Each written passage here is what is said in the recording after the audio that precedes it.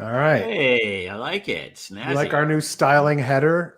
Yeah. I did a little work yesterday. Not much, but a little bit. Like a little we should blue brand mint. it. Yeah, well, that color is the color on the background of the thumbnail I use, so I just used it until we can actually get somebody to do a real brand for us. So, I used to stay in this hotel, and it had that kind of color on the walls up in DC, and it's just soothing. It's very retro. Yeah. Very 60s. So, it's appropriate for you and me to have a show that has a very retro look, wouldn't you say? For the decade that our parents were born in?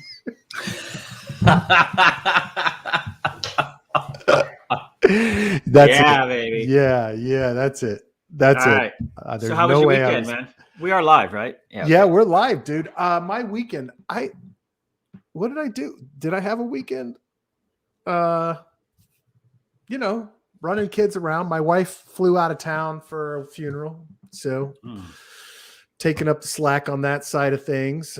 No school today, though, because we had shooting threats rumors running rampant in multiple schools here in the area. And so based on the way the Oxford shooting went with the administration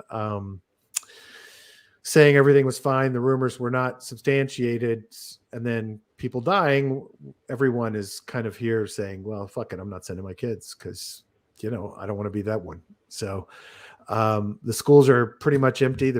School's still on. It's just people aren't going today because of, Oh, wow. So, yeah. My daughter's at school today. So, yeah.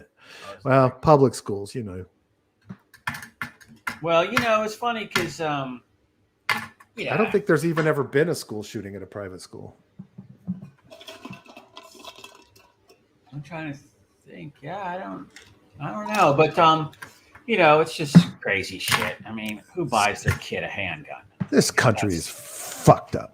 I don't want to go off on this today. I won't. I won't get started. It's just fucked up, Joe. I know. It's totally. That I'm sitting here having conversations with my children about how scared they are to go to school is what the fuck. Anyway. Well, I tell my daughter, I'm like, every room you're in, make sure you know the evac plan. Go out the window, whatever. Yeah. And have that in your head. So if random shit happens, you know what to do. Yeah. And but I'm always like that. I've got a little bit of healthy paranoia in there. That's been running for quite a while, being prepared. And so this kind of stuff throws everything. My daughter took the SAT on Saturday. Oh, how'd she do? Well, I don't know for a couple of weeks, but she felt really good about it. So she had taken it. I can't remember if she took it last year. She took has taken the piece out a couple times, and then I think this is her first official SAT one. And she felt like she did really well. So, but she's going to do it again. So that was what we did. Then we went to see the James Bond movie, No Time to Die. How was that? I liked it a lot. Yeah. I thought it was. I grew up on those movies too. I used to watch them with my dad, and and of course he was always pointing out, all of the tactical issues in the exchanges of what you do in that situation and what you do in that. So I learned a lot, and so it was kind of a fun thing. And this one was like it pulls in all these cool angles that you just don't really expect. That was pretty cool, but long. 2 hours and 43 minutes. That's a long one. Saw it at Merrick Park, so you got the reclining seats and all of that. So nice. It was a very, very good movie to watch. And then I can't remember what else. Oh yeah, and then I watched obviously the football. Well, I watched football, so I watched the Saturday football games. The college conference championship stuff. And that was fun. And yesterday, I don't know what I did. Oh, I just binged on Netflix and took a bunch of naps. Just exhausted, man. I just fucking worked. That's all I did was work. Take my wife to the airport with my mother-in-law, and that was it. Well, and also, it's a weekend where I wasn't really trying to look at crypto too much because, you're seeing all the macro stuff impacting it. Everything from, of course, Evergrande and all of that in China. Yeah. And it's not all FUD. It might be exaggerated. And of course, the media headlines are exaggerated about crypto. You see people bitching about ETFs now, where it's like they're all down and then they're bitching at the SEC. And I'm kind of like, what the fuck? What isn't down? And BTC is down regardless of whether you're in an ETF or not. Exactly. So just suck it up and wait. Yep. So it'll come back. It's already rebounding. It's almost to 49 again. ETH's at like what, 41.67. And so to me, I always see these big bands at the bottom, and then I saw like the latest, your guys' latest fire chart. I think it was on your guys' material indicators. You've shown that huge buy wall at I think 46 right now. Yep. So it's always, you just have to stay away from it so you don't panic and do shit fast. Because it's all fear and doom and all these channels, and everybody's bitching, make token go up, and I'm like, just keep your powder dry so you can buy on the dips. Otherwise, just leave it alone.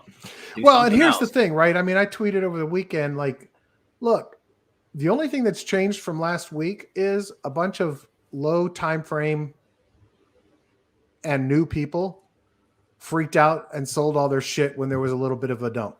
And at the end of the day, if you look, we have our degen shit, right? And that shit's just like, we're not playing a fundamentals game. We're not analyzing.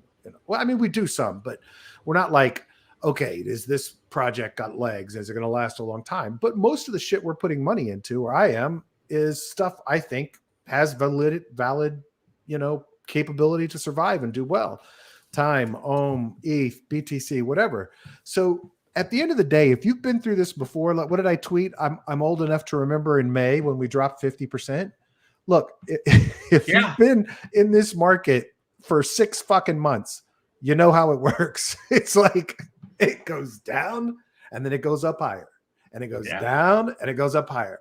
So if you're sitting here fucking freaking out, bailing on everything, selling everything after you've already lost half your fucking value, not the smart play, right? So, I mean, we've had 10 years of the best performing asset in the world, Bitcoin, dumping and going up higher, dumping, going up higher. Now, it may dump and dump and dump and then go up higher, but ultimately, if you're in this for the fundamentals, great. Now, if you're in this for short-term income, then, go in for some cheap degen plays, because things are cheap right now. Look, time in 24 hours right now is down 10.67% to 5,449. Yeah, I saw that this morning. Yeah, that's a fucking that's bargain. A great price at 80,000% APY.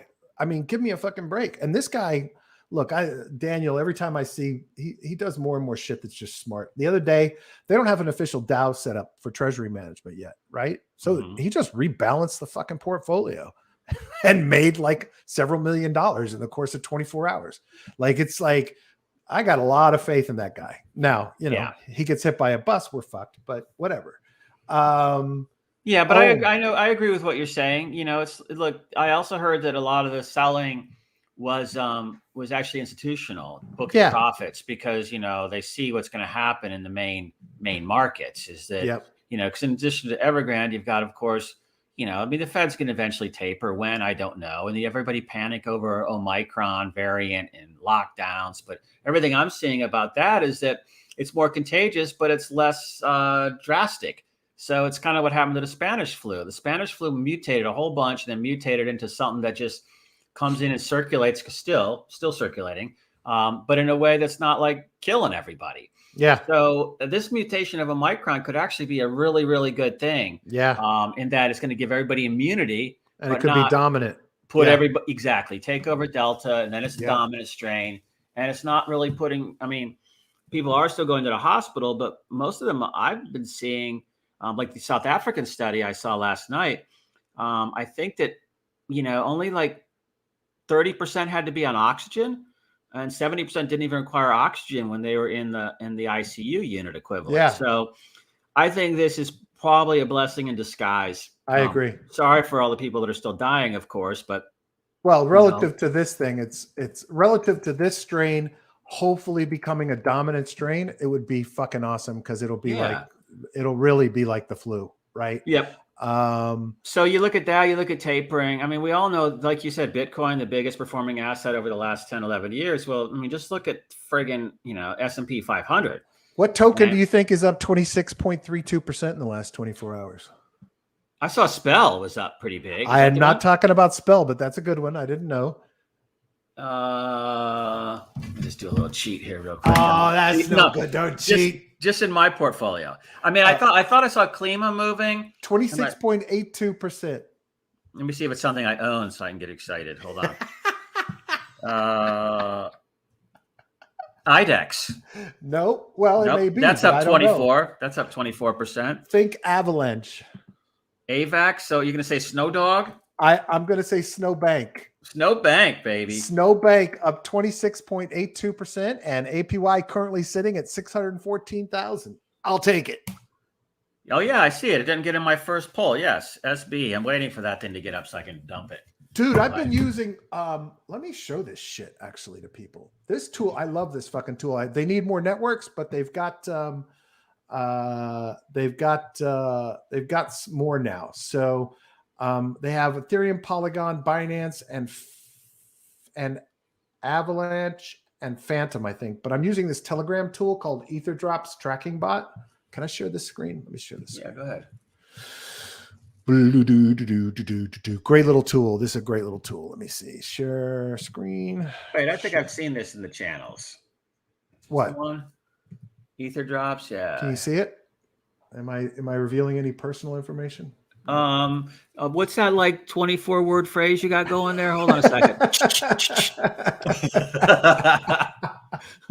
No, it's all good. So this tool is really cool because it lets you do like wallet monitoring. So look, here's shit that got dumped into my wallet, like, you know, scammers trying to dump coins in that you activate and then get fucked on. Yeah. Let me see if I can find it.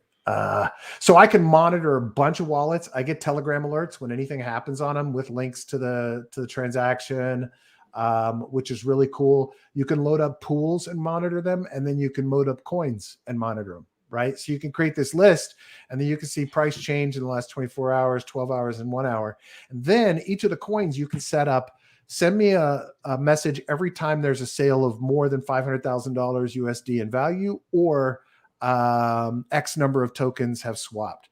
It's a really good, or percent change is X or more. So 2.5%, 5%, whatever you want to set it at. Really awesome tool for kind of keeping track of things. And then for price, you know, I don't have to load up a fucking web page. You know, I love that I can just like, you know, come over here, click it, and update it. Right. So and it updates in place. Right. So across the board, AVAX is up 5.81%, BNB up 2.02%, Bitcoin is down but a negative 0.42%, DeFi negative 3.99%, Doki down 7.73%, ETH up 0.08%, Geyser up 0.99%, Klima up 0.18%, Matic down up 3.46%, Ohm is down big 8.29%, so that's on sale. Yeah, that's gonna pop. Yeah. And then of course Snowbank up 26.82%. They in the Discord, they launched their little NFT that's supposedly going to give you more rewards. I don't think I qualified for it because I wasn't in soon enough. And their new community manager came in and started talking about their projects, and they had a community vote to integrate borrowing like Abracadabra into their protocol. And to me, that's the holy grail. Like if I have within Ohm, within Snowbank, within time, the ability to immediately borrow against those and utilize it to reinvest or utilize it to get cash out, I think that's a really smart strategy.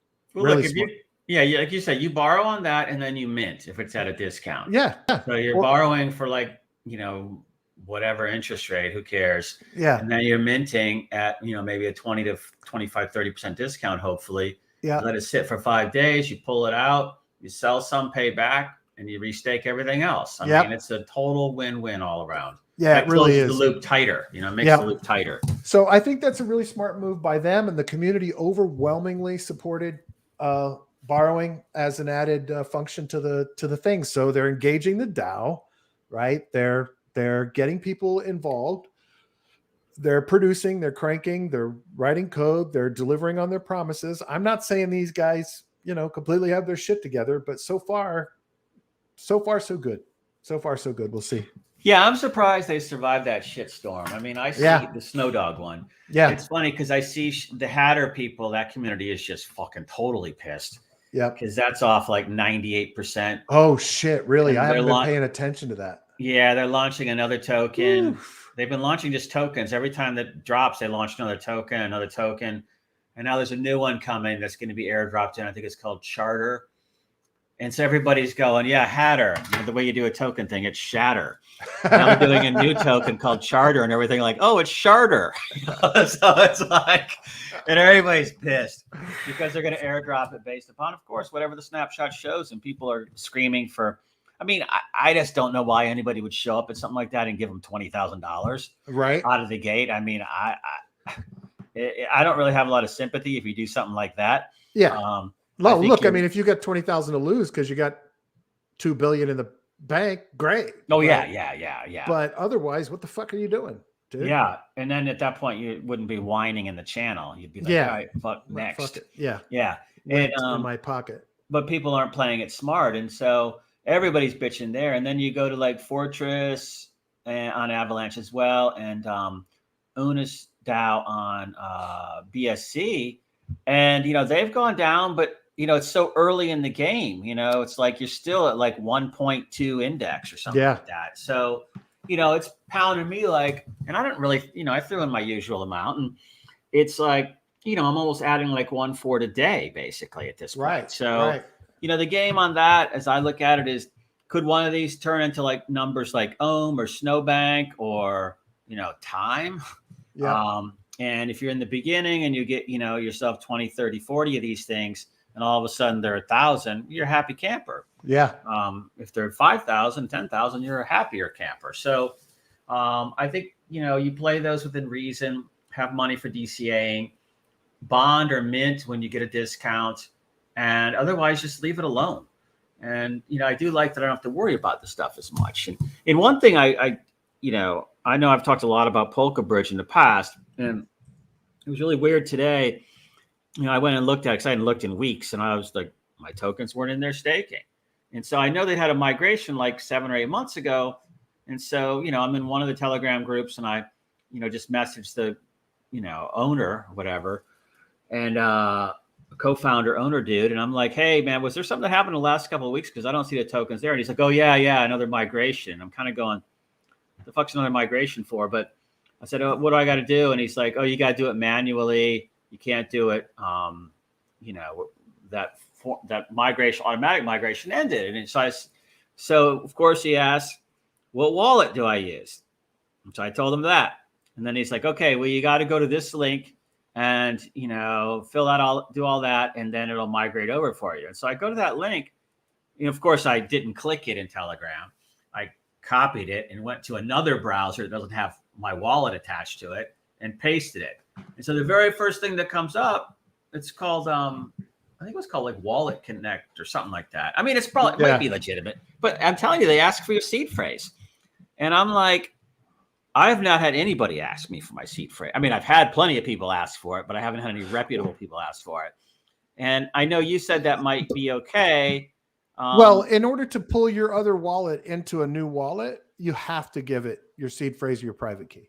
I mean, there's no way for it to find your wallet, right? I mean, it can read the contents of your wallet if you give it the public address, but in order for it to be a tool you can use like a wallet to send, receive, or whatever, you got to give it your seed phrase or your private key, one of the two. Yeah. See, that kind of, I mean, that makes me nervous. Sure. Of course. Kind of like, I only got 500 tokens in there and that thing's in the shitter. Yeah. So I'm like, is it worth the risk for $480, you know, or something? Or I'm like, I don't know. So I've been moving everything out of that account, that wallet, to another wallet, just in case I decide to do it.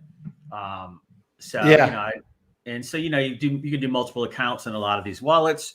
And, but my question, which I've been wanting to do because, you know, all these permissions, you know, you keep undoing everywhere. You know, maybe also the thing isn't a long hold wallet, just move something into another account. But my question is, it's the same seed phrase for all those accounts because it's coming off the master one and there's no new seed phrases created. So it's MetaMask. So Yeah. But adding in the other accounts is a pain in the ass when it's like that. Yeah. Yeah. So how do you, like, if I go to a new browser and redo my seed phrase and everything, then all those accounts show up. right? Right. Okay, but if someone can hack into account 1 through a contract permission, then they can get all the accounts. Yes, they should be able to get to everything. I think. You know what? I'm not different wallet addresses. I'm not sure. That's why I'm not. If it's only permissioning, I think what I would do is create a brand new wallet, like log out of your MetaMask account and then go into MetaMask and create a brand new wallet and then use that. Was how I would do it, just to be safe. Yeah, no, because these guys have been okay all along, and I just can't see them running a scam at this level of deception.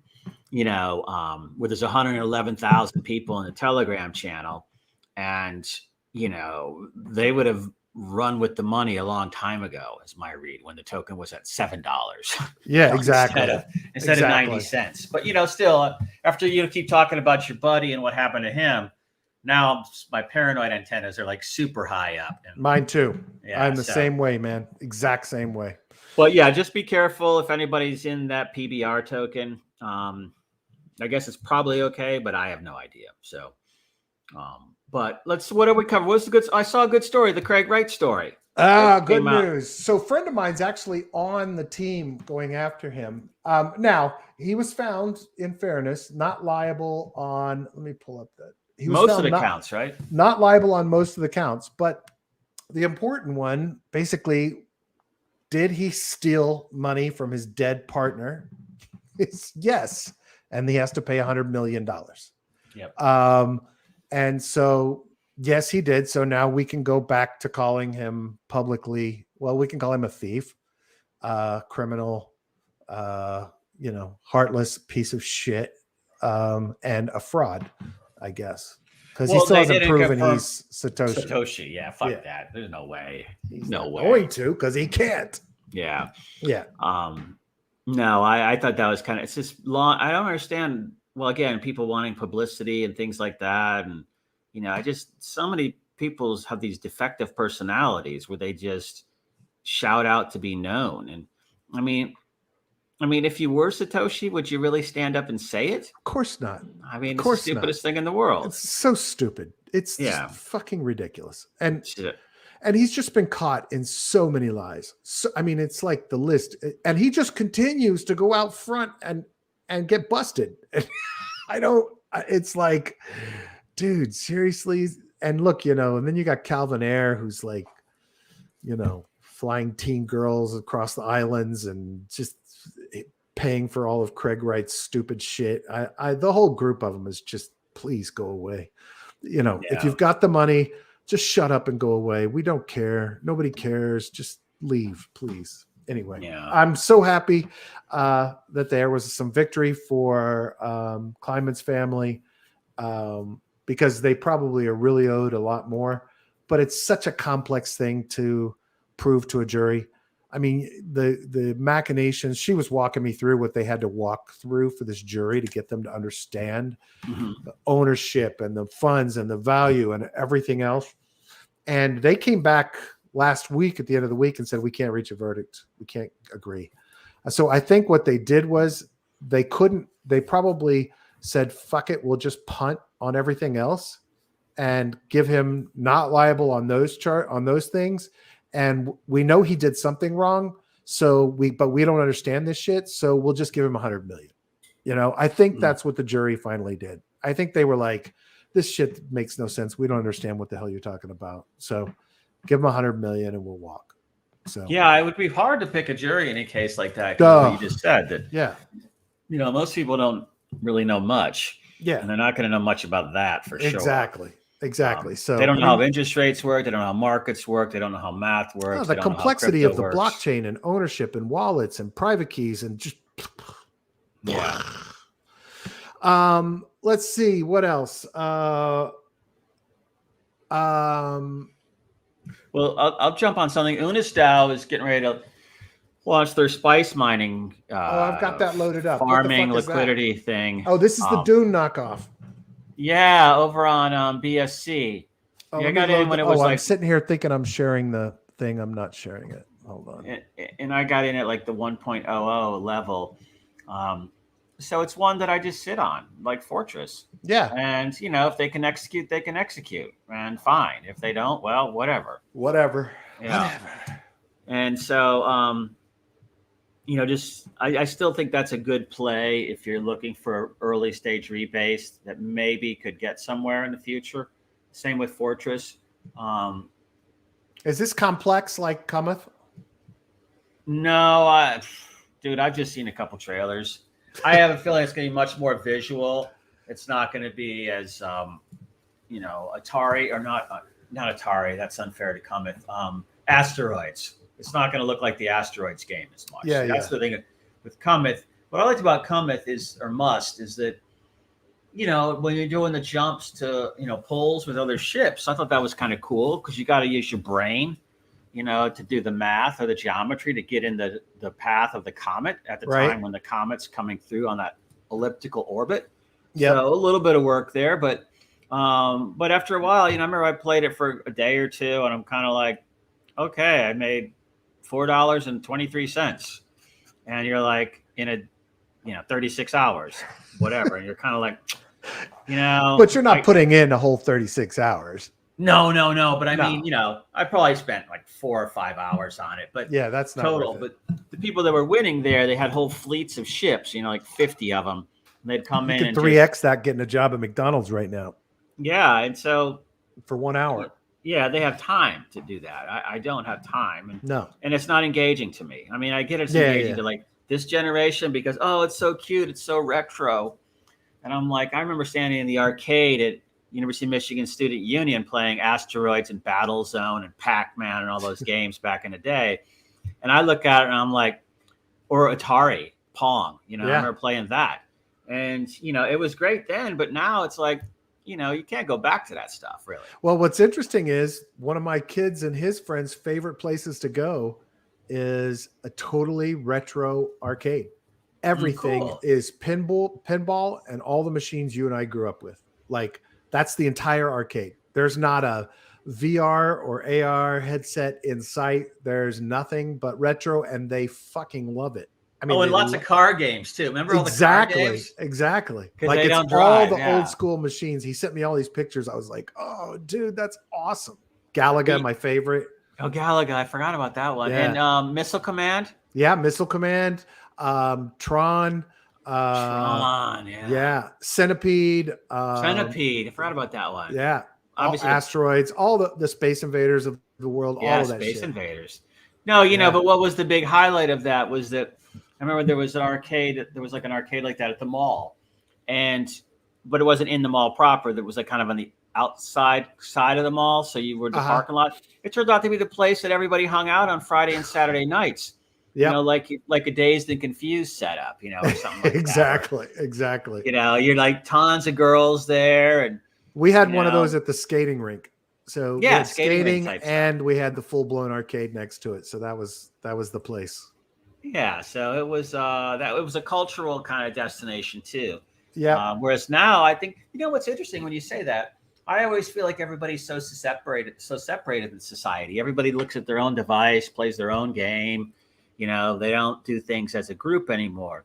And maybe they say everybody's longing for experiences, and who have been deprived of them. And of course, everybody was indoors last year too.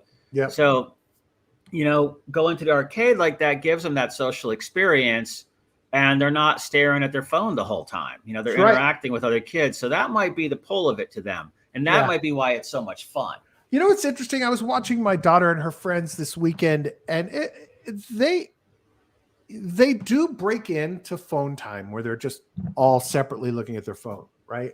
But they really want time doing shit. Like we have a golf cart and they drive it around the community. They go to the clubhouse, they shoot hoops, they, hang out together. They want to do that stuff.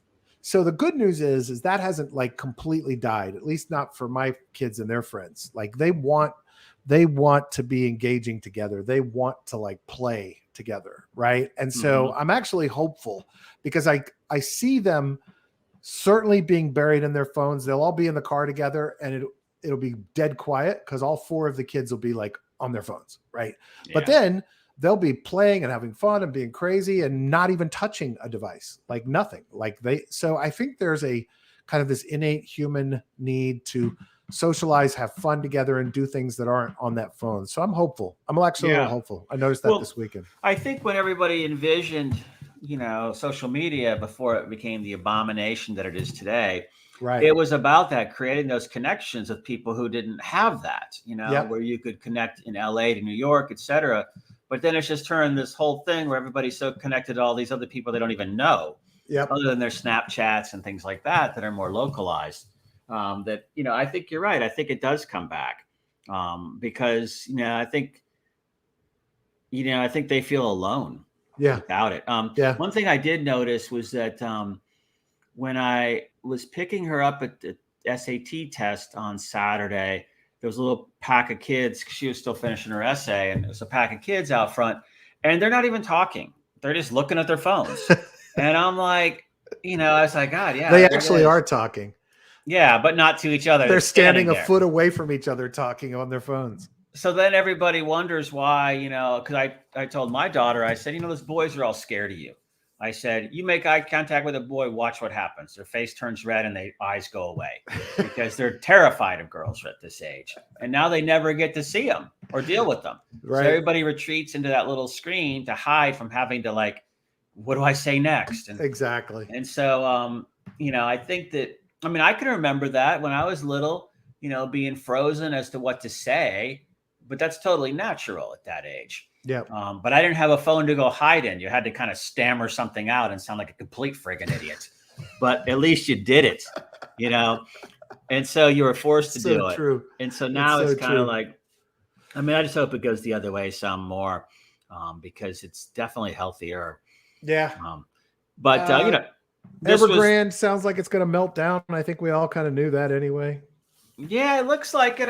They got, I think they're saying they're not going to be able to hit a payment this month, but I think next month they owe $10 billion, and the month February they owe $30 billion, and April they owe $20 billion.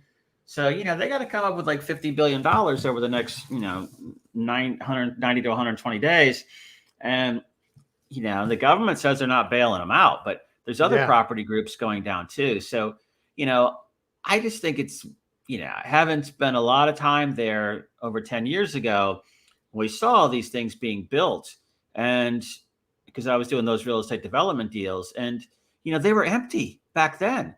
And so it's a big Ponzi scheme basically, and everybody that's invested in these condos, just like here in South Florida in 2008, they're pretty much worthless. There's nobody in them. And they keep it going because they got to have work for all the migrant labor coming from the countryside cities, and that construction job pays for everybody at home. And the reason they do that is because if they don't have money, they don't have food. They don't have food, they march on government. Exactly. And so I don't know what the Chinese are going to do now. I think it all ties to what they've been cracking down on crypto, because everybody's taking the money out of the country with crypto. So that's why they keep making it illegal. Plus the central bank token they're trying to launch, which is going to be surveillance currency at a huge level. I think their bank accounts then have to be with the government thing, and the government can pull the money out anytime they want. If you don't spend it fast enough. Yeah. That's built in that if you don't spend it fast enough, they burn it. Yeah. What the fuck? Yeah. I'm like, God, this is taking it to a whole nother level. But, it's funny. Everybody always looks at China as the big threat. And although that's kind of what we do with inflation here, isn't it? Well, but we kind of do it with. If you don't spend it fast enough, it gets burned anyway. Yeah, but not really. It just she takes more. It's so it's not like they're pulling it out of your wallet. No, they're not pulling it out of your wallet, but theoretically, it's basically the same fucking thing. Yeah, but these guys, everybody always looks at China as this big threat, and I've had more discussions, and the real thing everybody really is talking about is how do you manage a Chinese implosion? Right. And keep them from feeling so backed into a corner that they strike out, and then we got some massive war to deal with. Yeah. It's been a mess for 12 years. I just can't believe that they're still afloat. Who knows? Crazy. But Evergrande, would love to see them take a hit. Yeah. But that hit's not just on them; it's on all of us, unfortunately, because we're all connected. Well, they're delisting. The SEC is getting ready to delist all the Chinese firms. That's going to happen. And Biden supposedly is going to announce a boycott of the Olympic Games. Yeah, for the government people, the athletes will still go. Oh, I didn't see that. I just saw the headline. Oh, Yeah, okay. just diplomats and I got it. Oh, that's lame. because of all the stuff that Yeah, I mean, I hate to do that to the athletes, but Yeah, but the thing is that you have so many U.S. companies invested in there, and so much money that's sort of trapped there that of course, the business interests always want us to go easy on China because it's money. Yeah. But at the same time, I think we've let that policy run for a while, and now I think we just have to start thinking about what happens when the wheels really do come off, because it's a ticking time bomb. And the time I was there, people were great. I never had any animosity from any people. They would say like really nice things and really wanted to talk to you. And even the government people I dealt with, I didn't really have any problems with them either. Right. But that was 2006, 7, 8, 9. And, that was before Xi came in and really clamped down on everything. Yeah. So I don't know what's going on there. I have no insight nowadays, but, there were some big structural problems there in their economy with, the way that there was no like Social Security for the adults. There was no health care. I mean, the older people, no health care. And the kids who might be making good money have to pay for all their relatives. And then, they have big problems in pollution and the seafood and all of that. And cancer spikes like crazy. They're all smoking cigarettes, of course. Probably we sold it to them. But, like the modern day opium wars or whatever. When I was a kid in the opium war, it was funny. I was like, oh, so what was that? And it's like, and then you realize later on it was that the British fought a war with them to force them to take opium. I thought there was a war to go get the opium, for something else. But nope, it was to force them to take the opium. Yeah. And so, Western, it's a big mess. But I think that, hopefully when it does go to the next level, it's a level that's manageable in the sense of that it doesn't completely break apart into, chaos. Yep. But that's going to be hanging over us now for 3 to 4 months. Yeah. Because it hits the U.S. stock market big time. Of course. And we're talking about tapering and all this other stuff, and then that goes into crypto and Bitcoin and everything else. So hopefully it just kind of becomes like not a big thing anymore, that we just accept it as a risk. Yep. And just kind of hanging back there, whatever. Yeah, and decouple crypto from the U.S. equities markets. So and I want to see a safe haven from Bitcoin.